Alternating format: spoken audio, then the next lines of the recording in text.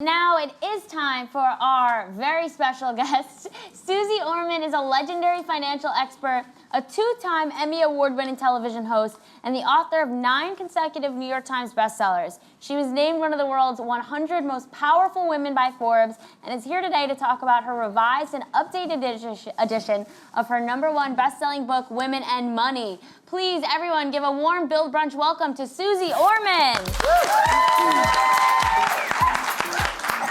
Hi. Okay. Ms. Lucas, very nice to meet you. Oh man, hi, Allie. Nice to meet you. Oh, we got some big fans. How are you? Nice to meet you. Ladies and gentlemen. Wow, thank you for joining us. Yes. Justin Bieber. Are you kidding me? Yeah. Thank you, Susie. Here's the problem, everybody. I have a saying, FICO first, then sex. All right.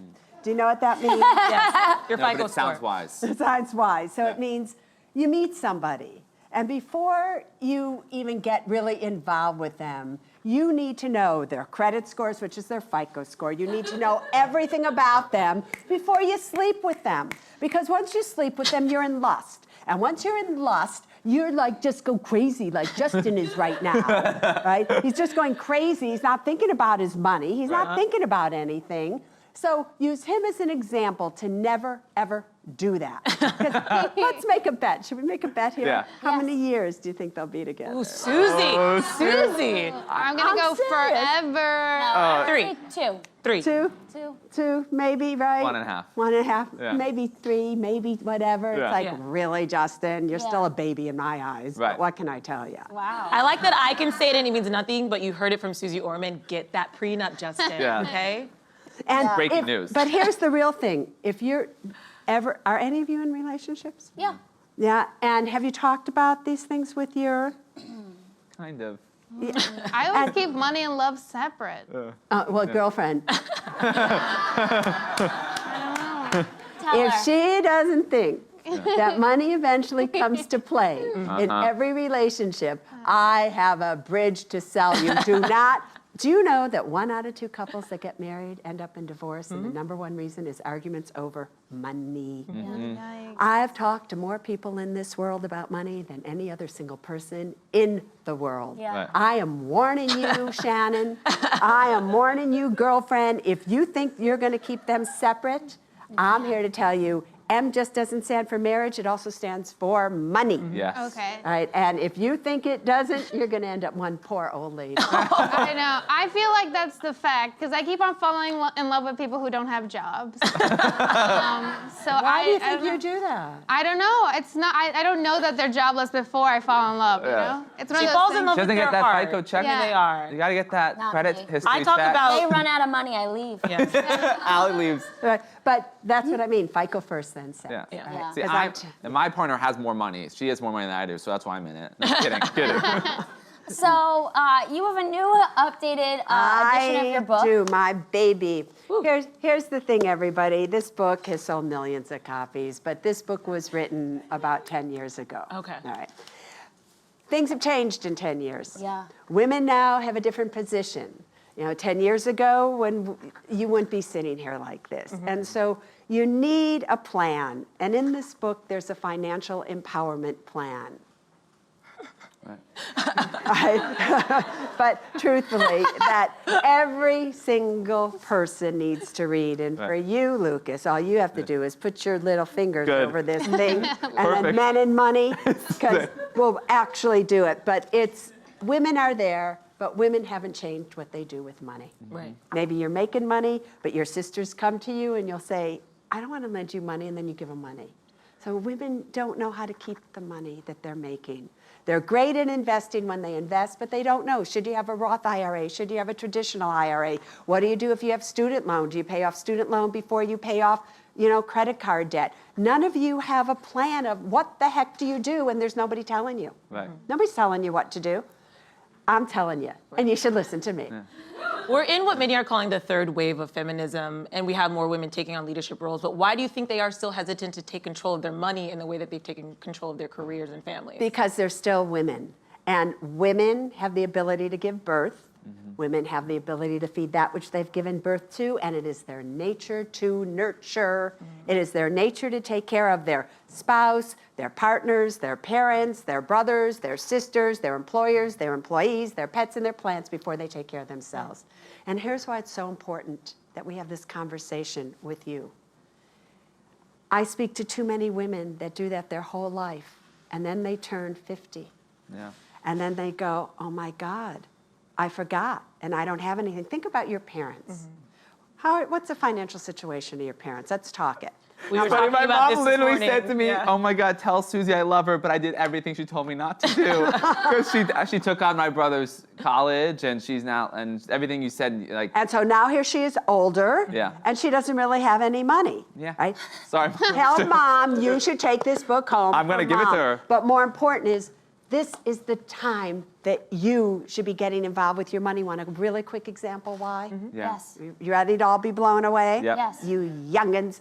Listen, I'm 67. I can talk to you any way I want. I look good, don't I? Yes. That's fantastic. All right, but here's the thing. You're 25 years of age. You put $100 a month, every single month away in a Roth IRA, which is what Roth. all of you should have, by the way. Good. I need it. And within there, you do it every month, and you put it in a Standard & Poor's 500 index fund. And if you don't know what that means, you are already like, what is wrong with all of you? But it is a fund that buys the entire stock market. Right. And you do that every single month till you're 65. With average market returns, do you know that you would have $1 million at 65? But But now you think to yourself, I don't want to do that. I'm still young. I want to play. You wait till you're 35 to start. It's only a $12,000 difference in those 10 years. You wait till you're 35. At 65, you'd have $300,000. Wow. Those 10 years cost you We can make the cut. We can make the cut. We're still in it. $700 at $100 a month. wow. Now think about that. Yeah. And instead, you're going to buy drinks and coffee and everything, and you're peeing $1 million down the drain. Right. If you think about it.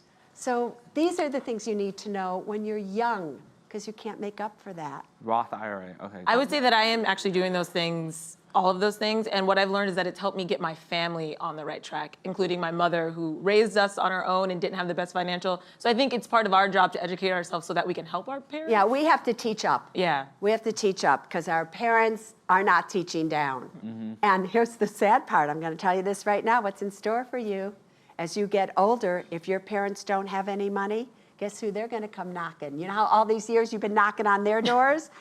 Guess what? This door swings both ways. Oh. And they're going to be knocking on your door to say, I don't have any money. Lucas, can you help me? And you can't say no to your mother. No. She couldn't say no to you. Yeah.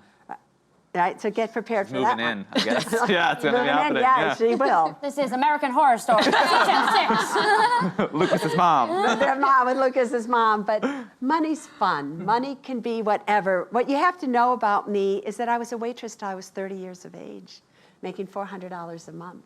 So think about that. Right. At 30, I was still, for 7 years, I was a waitress. I never got a grade, I don't think, above a C.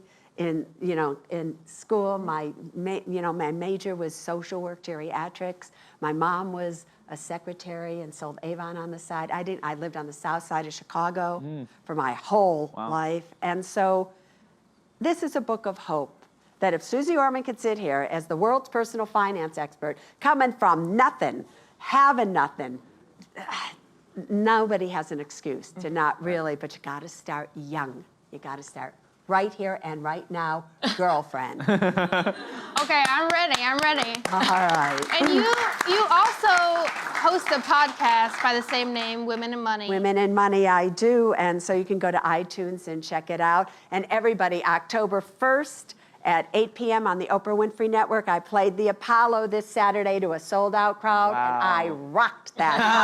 Oh, damn. And they taped it, and they're showing it on the Oprah Winfrey Network at 8 p.m., and it is fascinating. I want to know what's the best piece of financial advice you've given Oprah, because she's doing okay. She's doing okay. Yeah. I'll tell you one thing. Oprah pays all of her bills. She still writes all of her checks. She is not one of those billionaires that says, you take over and I don't want to see anything. Oprah from day one, I was on her show 29 times. And Oprah from day one knew where her money was, knew how it was invested, and stayed a woman who is in charge. You will never be powerful until you're powerful over your own money. So don't go growing up when you become rich and you become famous and giving it to this manager and this finance person and this. They run away with your money and you got nobody to blame. Right. So the best financial advice is stay on top of your money, and your money will never define you. So don't go wasting it on things. You define your money. I love you, Suze Orman. Good. I'm like really giddy with what changed. you're saying. This is fantastic. Right. Yeah, I'm a changed person after this interview. I would hope so. Yeah, I'm going to literally Roth IRA. I'm going right after this. I'm like calling my mom. Mom, Roth IRA. We're fixing it. What are some other like money-saving tips or apps you have for millennials? Just things people can go home and do. Here's the thing, everybody, is that there's this thing running around with millennials that makes me want to like blow my head off, called, it's this, all of you want to retire like when you're 30 and 35. Right? That's what you're all talking to me about. At the Apollo, I had women raise their hands at 29, I'd like to retire in a year. What? I'm 30. It's this movement called FIRE, something, retire early, and it is catching fire. Wow. And so here's the thing. You have years to have fun. These are the years that you better make the most out of your money. And you may think that it's fun right now to go to do this. I'm telling you, I live on a private island. I spend most of my time fishing. I have, I fly private planes. I am like rocking Yes. it. I am rocking it. I travel the world. I do anything and everything I want. And now I am having fun. When my friends who wanted to have fun all these years are still working, they're still not paying their bills. Suze Orman's not going to give them any damn money. and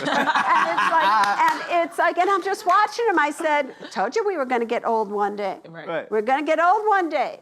And I'm going to get old fine, just fine. So the thing is with millennials, love what you're doing. Don't try to make it fast. Don't try to rush this process. And do me a favor, don't look at your life like you have your work life and you have your professional life. It is your life, people. It is your life. So put it all in one boat and go in one direction and get yourself in a situation that you have an 8-month emergency fund. You're out of credit card debt. You're dealing with your student loan debt. Student loan debt is the most dangerous debt you can ever have. Do not blow that debt off. Do your Roth IRAs, do your 401ks, make sure you do all of these things that are in the financial empowerment plan here. Seriously, millennials, if you follow the plan in here, I promise you that you will be fabulous financially speaking. I can't speak to your love life, but financially otherwise, you will be great. But love your life. And when you have all those things in order, if you don't like the job that you're doing, you can look at your boss and you can go, Yeah. okay. But if you don't have money, you are stuck. Right. You are stuck. So it's not just about having money. Yes. You have to have powerful over your money, which means you invest it. You know what to do with it. Don't go to anybody else but you.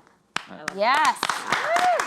Susie, thank you so much for joining us. Everyone, make sure to check out the updated edition of Women and Money, available online and in stores now. We'll see you tomorrow, same time, same table. Thank you.